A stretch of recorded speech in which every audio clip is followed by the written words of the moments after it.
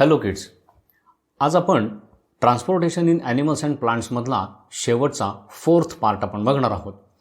बघा, या आधीच्या पार्टमध्ये आपण ॲनिमल्सच्या रिलेटेड ट्रान्सपोर्टेशनच्या बऱ्याचशा गोष्टी बघितल्या. कुठल्या कुठल्या गोष्टींचं ट्रान्सपोर्टेशन आपल्या बॉडीत होत असतं किंवा ॲनिमल्सच्या बॉडीत होत असतं, कशा प्रकारे ते ट्रान्सपोर्ट होत असतं, त्यासाठी आवश्यक असणारे ऑर्गन्स कुठले कुठले आहेत. मग सर्क्युलेटरी सिस्टीम म्हणजे आपण काय ते बघितलं. ह्युमन सर्क्युलेटरी सिस्टीममध्ये आपण ब्लड म्हणजे काय ते बघितलं. त्याच्यानंतर ब्लड व्हेसल्स कुठल्या कुठल्या असतात, त्यांचे प्रकार कुठले, त्या कशा काम करतात ते बघितलं. त्याच्यानंतर हार्टबद्दल आपण इन्फॉर्मेशन घेतली.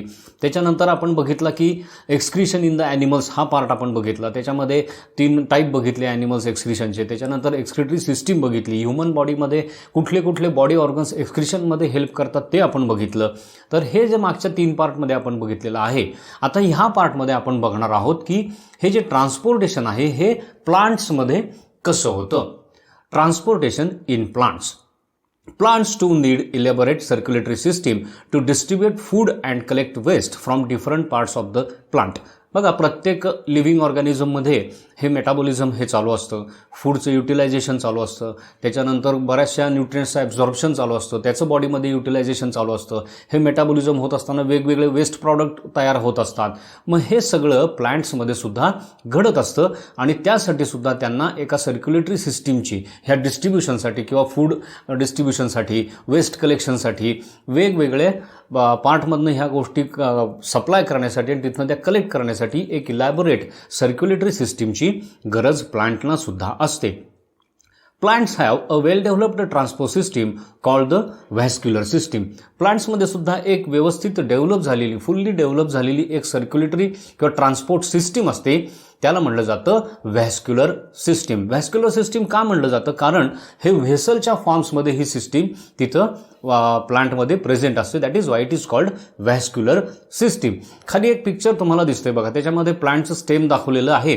त्याच्यामधनं रूट्समधनं जे काही ॲब्झॉर्ब केलं जातं आहे, सॉईलमधनं जे काही ॲब्झॉर्ब केलं जाते ते एका ट्यूबमधनं वरती पास होतं आहे, ते लीफपर्यंत जातं आहे. लीफमध्ये ते युटिलाइज केलं जातं आहे वॉटर आणि मिनरल्सचं, आणि त्याच्यापासून फूड तयार केलं जातं आहे. आणि हे तयार झालेलं फूड पुन्हा दुसऱ्या वेगळ्या ट्यूबमधनं काय होतंय, इतर बॉडी पार्ट्सकडे पोहोचवलं जाते. आणि ही जी सिस्टीम आहे ही व्हेसल फॉर्ममध्ये असते किंवा ट्यूब फॉर्ममध्ये असते. That is why it is called a vascular system. Vascular system it has 2 main functions. Vascular system जी असते त्याची मेन फंक्शन्स 2च असतात. पहिलं, transport water and minerals absorbed by roots to aerial parts of the plant.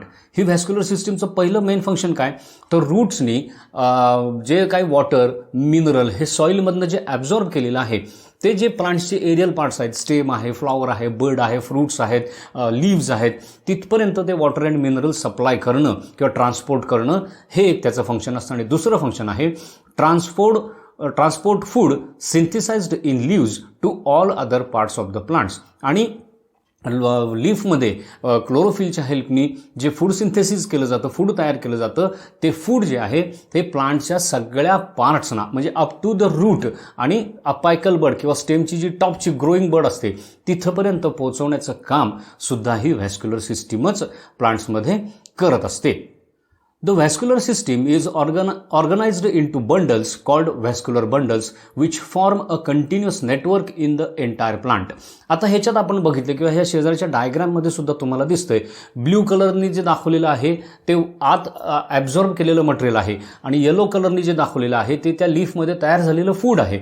आणि हे काय होतं, हे कॅरी करणारे ह्या व्हेसल्स वेगळे असतात आणि त्या बंडलमध्ये जे ॲट ए टाईम त्या दोन्हीही त्या ठिकाणी प्रेझेंट असतात. कारण हे वॉटर मिनरलचा सप्लाय सगळ्या प्लांटमध्ये केला जातो, तसंच प्लांटने तयार केलेलं फूडसुद्धा प्लांटमध्ये सगळ्या पार्ट्सपर्यंत पोहोचवलं जातं आणि ह्यांचं एक बंडल तयार झालेलं असतं. हे दोन्हीही वेसल्स म्हणजे येणारी आणि जाणारी ह्या दोन्हीही वेसल्स एकत्र असतात आणि that is why it is called vascular bundle. आणि ह्या व्हॅस्क्युलर बंडलचं पूर्ण प्लांटच्या बॉडीमध्ये एक व्यवस्थित नेटवर्क एस्टॅब्लिश केलेलं असतं.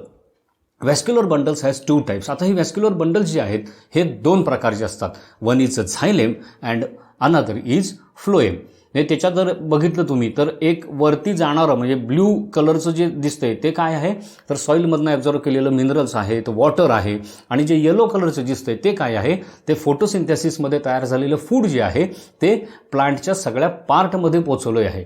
आता फूड सप्लाय करणारे बंडल वेगळं असतं आणि वॉटर आणि मिनरल सप्लाय करणारं व्हॅस्क्युलर बंडल वेगळं असतं, म्हणजेच झायलेम आणि फ्लोएम. आता हे झायलेम आणि फ्लोएम काय आहे हे थोडंसं आपण डिटेल्समध्ये बघूयात. Vascular system, xylem and phloem are hollow tubes which channelize the transport of water and food respectively. xylem आणि फ्लोएम काय आहे, ह्या हॉलो ट्यूब्स सारखं एक स्ट्रक्चर असतं. टिश्यूज एकमेकांना किंवा सेल्स एकमेकांना जोडून हे ट्यूब सारखं स्ट्रक्चर तयार झालेलं असतं आणि हे काय करत असतं तर वॉटर, झायलेममधनं वॉटर आणि फ्लोएममधनं फूड हे चॅनलाइज केलेलं असतं. त्याच्यातनं ते ट्रान्सपोर्ट होत असतं, म्हणजे झायलेममधनं वॉटर ट्रान्सपोर्ट होत असतं म्हणजे रूटने ॲब्झॉर्ब केलेलं वॉटर आणि मिनरल, आणि फ्लोएम जे आहे त्याच्यामधनं फूड ट्रान्सपोर्ट केलं जातं. If we cut the root of a tree transversely, we can make out the xylem and phloem. Root जर तुम्ही घेतलं, ते फ्रेश रूट जर घेतलं आणि ते ट्रान्सव्हर्सली म्हणजे व्हर्टिकल सेक्शन त्याचा जर कट केला तुम्ही, तर त्याच्यामध्ये तुम्हाला हे दोन्हीही बंडल्स व्यवस्थित बघायला मिळतात. शेजारच्या पिक्चरमध्ये तिथं तुम्हाला दाखवलेलं आहे बघा.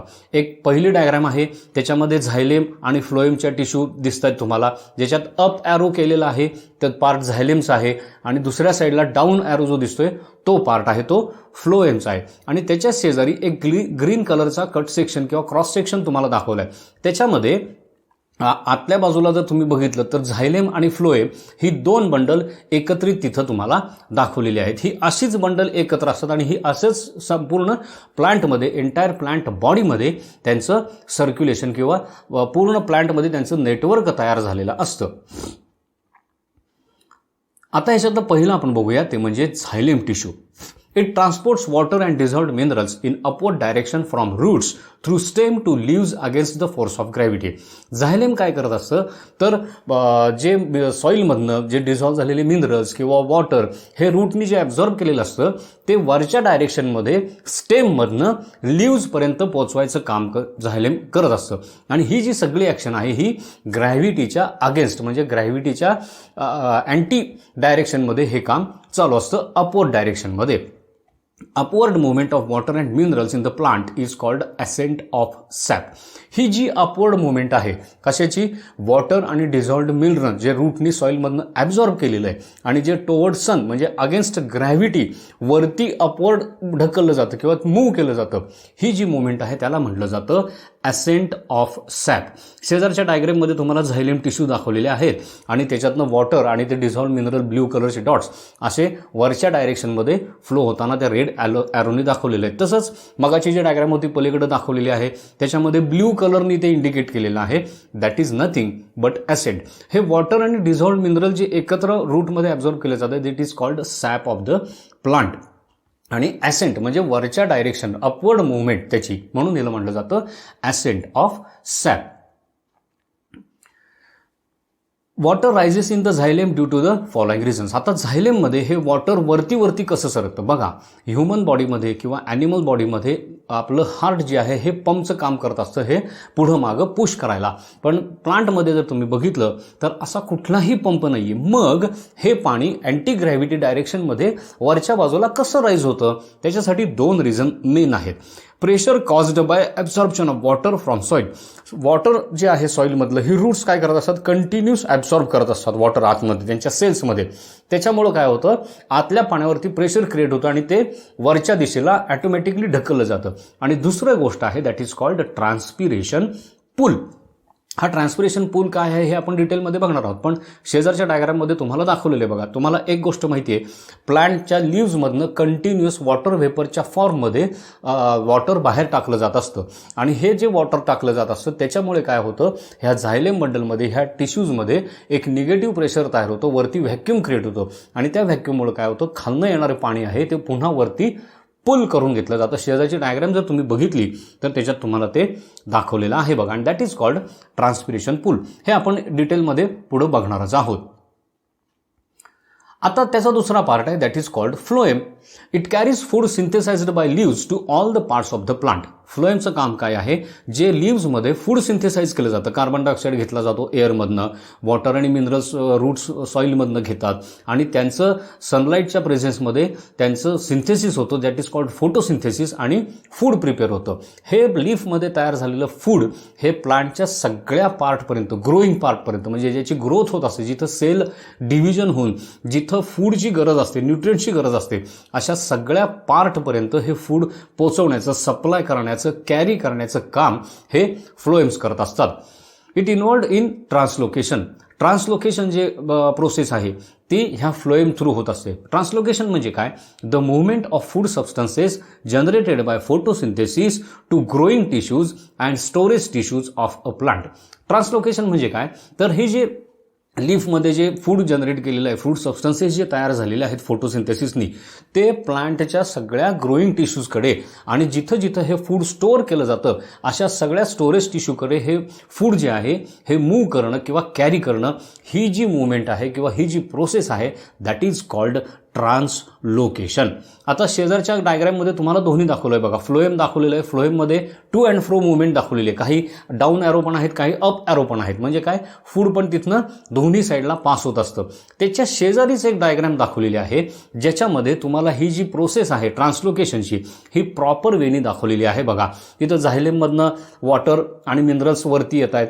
त्याच्या शेजारी फ्लोएम बंडल दाखवलं आहे. ते झायलेममधनं आलेलं जे वॉटर आणि मिनरल्स आहेत ते लीफमध्ये सप्लाय केलं जातं. लीफमध्ये फोटोसिंथेसिस झालेलं आहे आणि ते फोटोसिंथेसिस झालेलं फूड फ्लोएम थ्रू सगळ्या ग्रोईंग टिश्यूज आणि खाली जे फ्रूट दाखवलेलं आहे म्हणजे स्टोरेज साईट किंवा जिथं हे फूड स्टोअर करतं प्लांट, अशा ठिकाणी हे ट्रान्सपोर्ट केलं जातं. ती जर डायग्राम तुम्ही व्यवस्थित बघितलं, तिथं प्रत्येक स्क्वेअरमध्ये त्यांनी तिथलं फंक्शन पण दाखवलेलं आहे. ते जर तुम्ही रीड केलं व्यवस्थित तर हे ट्रान्सलोकेशन प्रोसेस किंवा फ्लोएमचं जे वर्किंग आहे, फंक्शन आहे, हे तुम्हाला व्यवस्थित समजून जाईल. इथं सुद्धा त्याच्यात ॲसेंट ऑफ सॅप आणि हे ट्रान्सपोर्टेशन कसं होतं झायलेम आणि फ्लोएम थ्रू ह्याची क्लिअर कट डायग्राम इथं तुम्हाला दाखवलेली आहे. त्या दोन्ही डायग्राम जर तुम्ही कम्पेअर केला तर तुमच्या लक्षात येईल की ही सगळी प्रोसेस किंवा झायलेम आणि फ्लोएम थ्रू वॉटर, मिनरल्स आणि फूडचं ट्रान्सपोर्टेशन किंवा ट्रान्सलोकेशन हे प्लांटमध्ये कशा पद्धतीने होतं, कुठल्या डायरेक्शनमध्ये होतं, कसं होतं, हे तुम्हाला क्लिअर कट ह्या दोन डायग्राममध्ये व्यवस्थित बघायला मिळेल. त्याचा पुढचा पार्ट आहे excretion in plants. Oxygen is a waste product of photosynthesis. Carbon dioxide waste product of respiration. आता तुम्ही जर बघितलं तर प्लांटमध्ये दोन मेन आपल्याला वेस्ट प्रॉडक्ट बघायला मिळतात, एक ऑक्सिजन आणि एक कार्बन डायऑक्साईड. तसं पाहिलं तर हे दोन्हीही प्लांटसाठी युजफुल पण आहेत, पण त्या प्रोसेसशी रिलेटेड तुम्ही जर बघितलं तर ते वेस्ट प्रॉडक्ट आहेत. म्हणजे फोटोसिंथेसिसमध्ये कार्बन डायऑक्साईड युटिलाइज केला जातो, कार्बन डायऑक्साईड, आणि ऑक्सिजन हा रिलीज केला जातो which is a waste product in photosynthesis. आणि कार्बन डायऑक्साईड जो आहे हा ज्यावेळी प्लांट रेस्पिरेशन करतं, ते फूड युटिलाइज करताना ते बर्न करतं, त्यावेळी ऑक्सिजन युटिलाइज करतं आणि कार्बन डायऑक्साईड वेस्ट प्रॉडक्ट म्हणून जनरेट केला जातो. खाली पिक्चर तुम्हाला दाखवलेले आहे बघा, क्लोरोफिल पण दाखवलेलं आहे आणि त्याच्या खाली सेल्युलर रेस्पिरेशन पण दाखवलेलं आहे. एका ठिकाणी फोटोसिंथेसिस होतोय की जिथं ऑक्सिजन वेस्ट प्रॉडक्ट म्हणून जनरेट केला जातोय आणि खालच्या बाजूला सेल्युलर रेस्पिरेशन जिथं होतोय तिथं कार्बन डायऑक्साईड हा वेस्ट प्रॉडक्ट म्हणून जनरेट केला जातोय.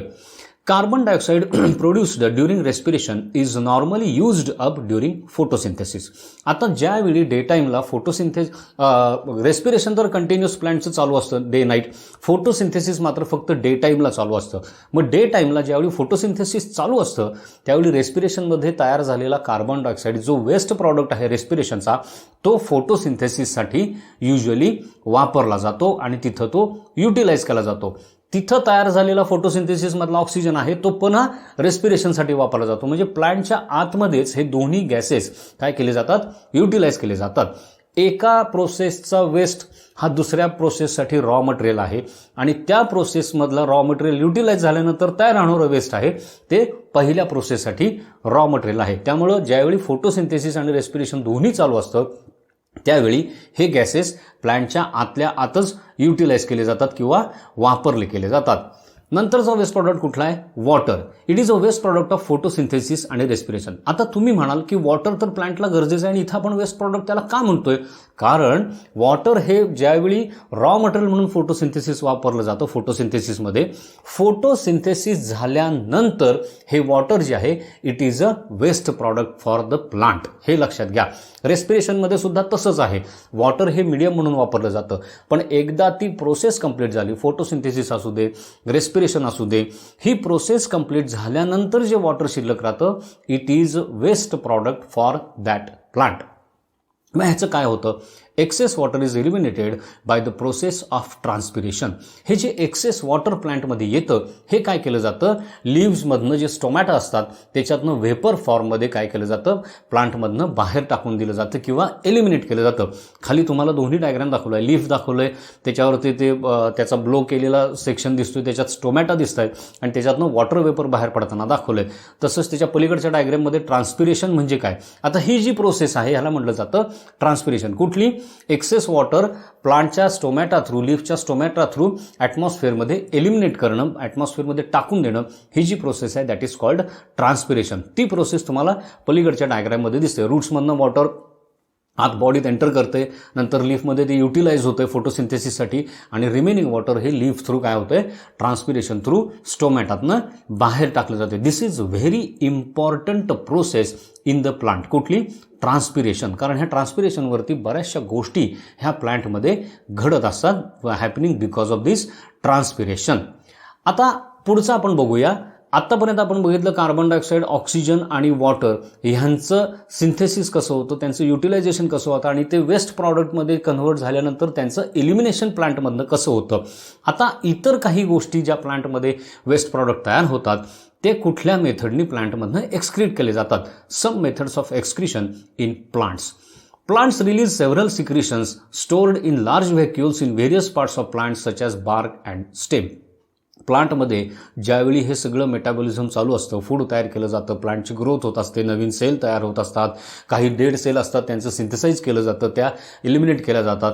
हे सगळं होत असताना अनेक प्रकारची सिक्रिशन्स प्लांटमध्ये किंवा वेस्ट प्रॉडक्ट हे प्लांटमध्ये तयार होत असतात आणि प्लांट सेलमध्ये एक लार्ज बॅग असते ज्याला व्हॅक्यूल म्हटलं जातं आणि त्या सेलमधले सगळे वेस्ट प्रॉडक्ट्स जे असतात हे या व्हॅक्यूलमध्ये किंवा ह्या सेलच्या स्टोरेज बॅगमध्ये हे स्टोअर केले जातात. आणि ह्या सेल्स जास्त करून कुठं असतात? वेगवेगळ्या पार्ट्स, जसे की स्टेमचं बार्क आहे किंवा स्टेम आहे किंवा लीफचा काही पार्ट आहे. इथं काय केलं जातं? ह्या सगळ्या सेल्समध्ये हे सगळे सिक्रिशन्स स्टोअर केले जातात. जास्त करून बार्क किंवा स्टेम किंवा ओल्ड लीफ जे असतात त्याच्यामध्ये हे स्टोअर केलं जातं. They include gums, resins, rubber and latex. आता हे कुठल्या कुठल्या फॉर्ममध्ये असतं?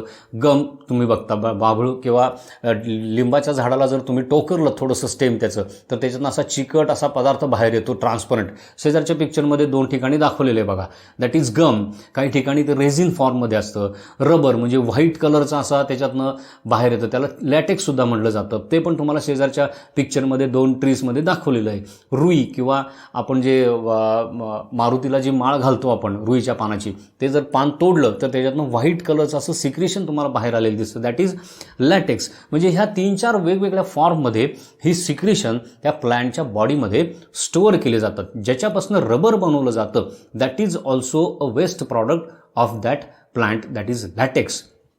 In case of injury to bark, substances can seen oozing out. जर त्याचं बार्क किंवा साल जर तुम्ही टोकरले किंवा स्टेमला त्याला तुम्ही इंज्युर केलं तर त्याच्यातनं तुम्हाला हे सगळे फॉर्म आहेत हे बाहेर ऊज आउट होतात आणि दिसतात. आता प्रत्येक प्लांटमधनं ते येतच असं नाही. ज्या प्लांटमध्ये ज्या पार्टमध्ये किंवा ज्या फॉर्ममध्ये ते स्टोअर केलेलं असेल त्या फॉर्ममध्ये त्या पार्टमधनं तुम्हाला ते बाहेर येताना किंवा ऊज आउट होत होताना ते बघू शकता. आणखीन काय आहे? Calcium oxalate, calcium carbonate crystals are formed in some plants as waste products. काही प्लांटमध्ये हे जे वेस्ट प्रॉडक्ट असतात ते कॅल्शियम ऑक्झॅलेट किंवा कॅल्शियम कार्बोनेटच्या क्रिस्टल फॉर्ममध्ये तयार होऊन स्टोअर केले जातात.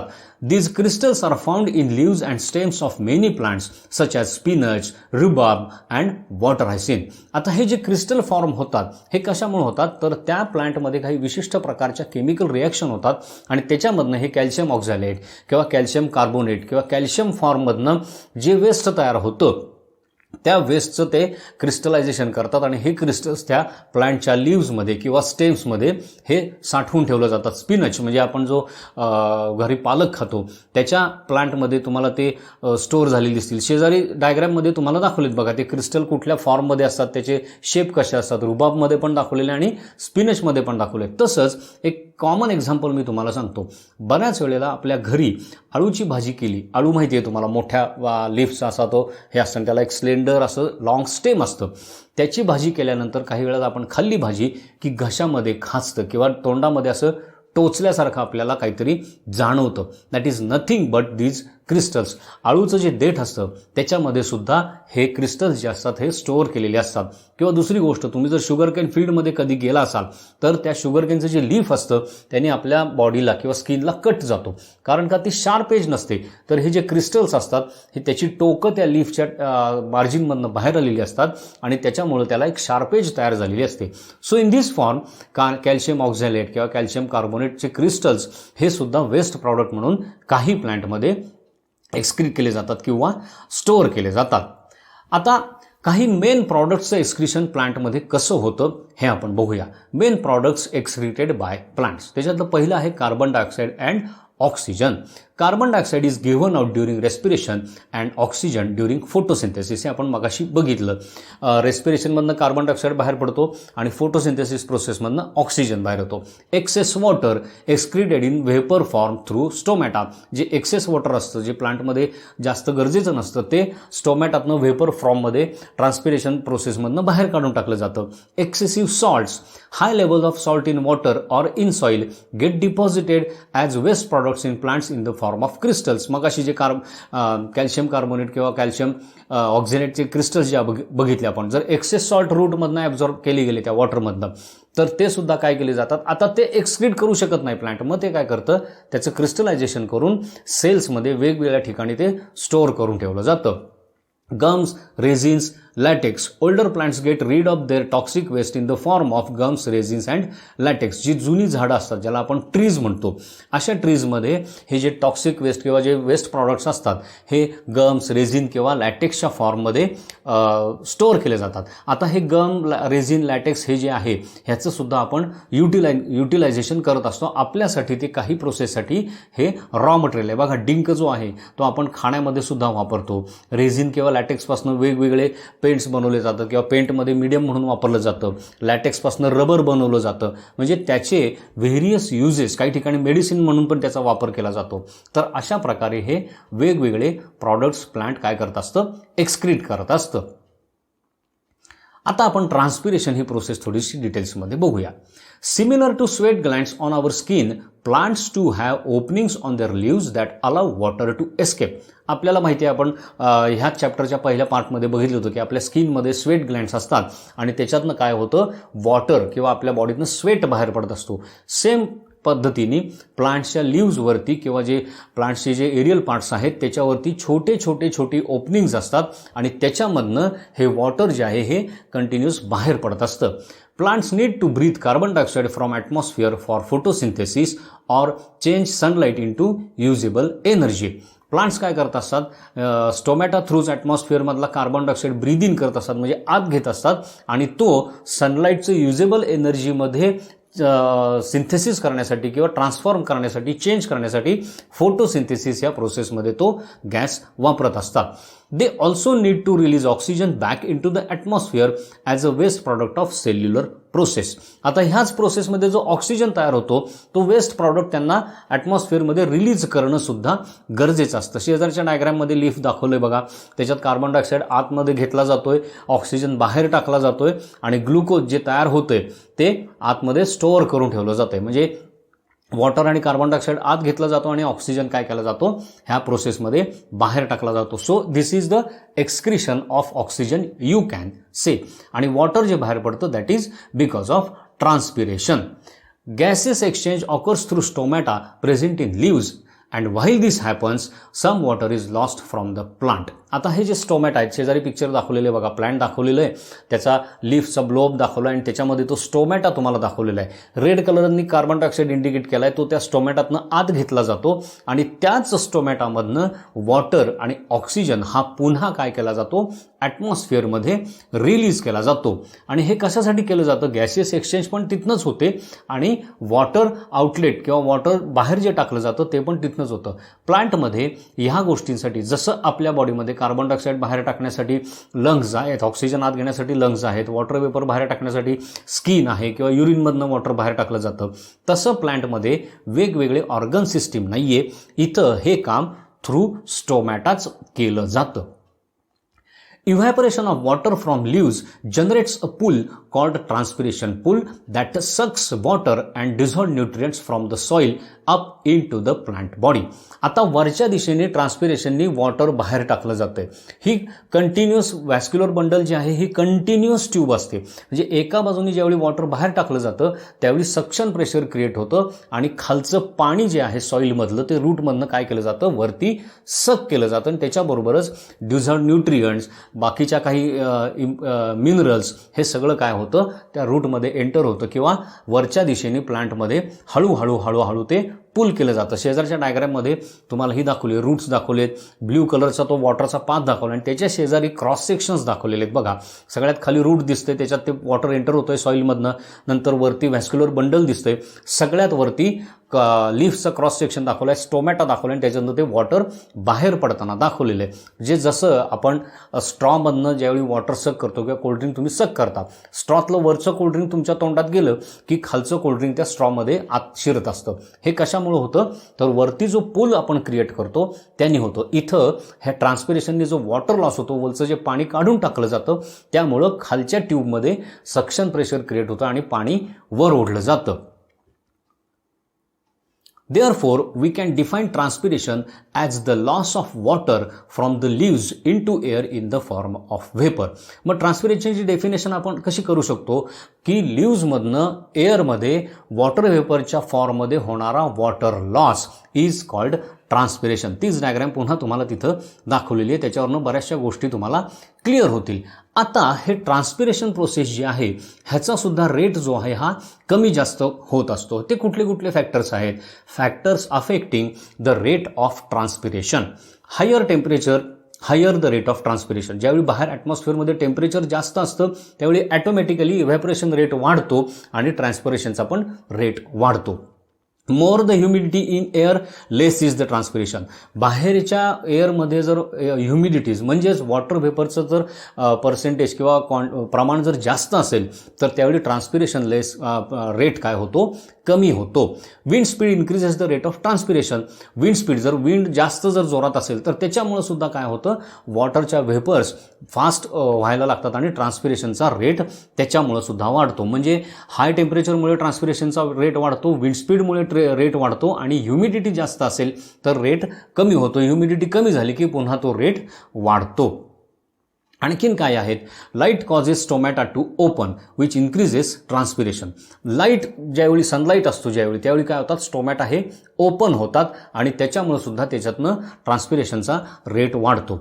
ज्यावेळी प्लांटला वॉटर स्टोअर करून ठेवायची गरज असते त्यावेळी प्लांट काय करत असतं, हे स्टोमॅटा ॲटोमॅटिकली क्लोज करून घेत असतं. म्हणजे आपण ॲडॅप्टेशन जी बघितलेली होती की जिथं डेझर्ट कंडिशन, जिथं वॉटर स्कॅरेसिटी आहे त्याच्या ह्याच्यामध्ये लीव्हजच नसतात, कारण स्टोमॅटा थ्रू हे वॉटर वेपर बाहेर पडत असतात आणि तिथं वॉटर स्कॅरेसिटी असल्यामुळे ह्या डेझर्ट प्लॅनेट्सना बॉडीमध्ये वॉटर रिटेन करणं गरजेचं असतं. मग ते काय करतात, हे स्टोमॅटा असलेला पार्ट म्हणजे लीव्हज हाच त्यांच्या बॉडीतनं इलिमिनेट केलेला असतो. त्यामुळे ॲटोमॅटिकली स्टोमॅटाचं नंबर कमी झाल्यामुळे ट्रान्सपिरेशन रेट ॲटोमॅटिक कंट्रोलमध्ये येतो. आणखीन कुठला फॅक्टर आहे, availability of water in soil changes this rate. त्या सॉईलमध्ये किती वॉटर अवेलेबल आहे त्याच्यावर सुद्धा ट्रान्सपिरेशनचा रेट हा डिपेंड असतो. If water is not available in the soil rate of transpiration decreases. ज्यावेळी ती सॉईल ड्राय होते त्याच्यामध्ये वॉटर लेवल ड्रॉप होते त्यावेळी ॲटोमॅटिकली प्लांट काय करतं, कारण बघा प्लांट बॉडीमध्ये वॉटर रिटेन्शन होणं पण तेवढंच महत्त्वाचं आहे, लक्षात घ्या. आणि ते जर कमी झालं तर ॲटोमॅटिकली ते प्लांट काय होतं, ड्राय होऊन जातं आणि डेथ होती त्याची. मग ते पाणी जे आहे ते रिटेन करण्यासाठी जर सॉईलमध्ये वॉटर नसेल तर ॲटोमॅटिकली ट्रान्सपिरेशन रेट कमी केला जातो आणि ते वॉटर जे आहे हे बॉडीमध्ये प्लांटच्या रिटेन केलं जातं. आता हे ट्रान्सपिरेशनचा इम्पॉर्टन्स काय आहे? Importance of transpiration. It provides water needed for food manufactured by photosynthesis in the leaves. सगळ्यात महत्त्वाचं, फूड मॅन्युफॅक्चरिंगसाठी मीडिया म्हणून प्लांटला वॉटरची गरज असते. ते वॉटर प्रोव्हाइड करण्याचं काम हे त्या ट्रान्सपिरेशनमुळे होत असतं. ह्या वॉटरमध्ये डिझॉल्व्ह झालेले मिनरल्स, न्यूट्रिएंट्स हे सुद्धा प्लांटला गरजेचे असतात आणि ह्या ट्रान्सपिरेशनमुळे ते मिनरल्स किंवा न्यूट्रिएंट्ससुद्धा प्लांटला सप्लाय होण्यात मदत होते. Produces a cooling effect which protects the plant from excessive heat. आता ह्याच्यामुळं काय होतं, एक्सेसिव्ह हीट जिथं असेल तिथं हे वॉटर इव्हॅपोरेट होतं ती हीट यूज करून आणि ती हीट रिड्यूस करून प्लांटला कूलिंग इफेक्ट देतं. म्हणजे जसं आपल्या बॉडीमध्ये आपण लास्ट पार्टमध्ये बघितलेलं होतं की स्किनवरती स्वेटचं जे फंक्शन आहे, स्किनचं किंवा बॉडीचं टेम्परेचर वाढल्यानंतर ॲटोमॅटिक स्वेटिंग होतं. ते स्वेटिंगचं इव्हॅपोरेशन होण्यासाठी बॉडीतली हीट वापरली जाते आणि बॉडीचं टेम्परेचर कूल केलं जातं. सेम इफेक्ट आपल्याला प्लांटमध्ये ट्रान्सपिरेशनमुळे मिळत असतो.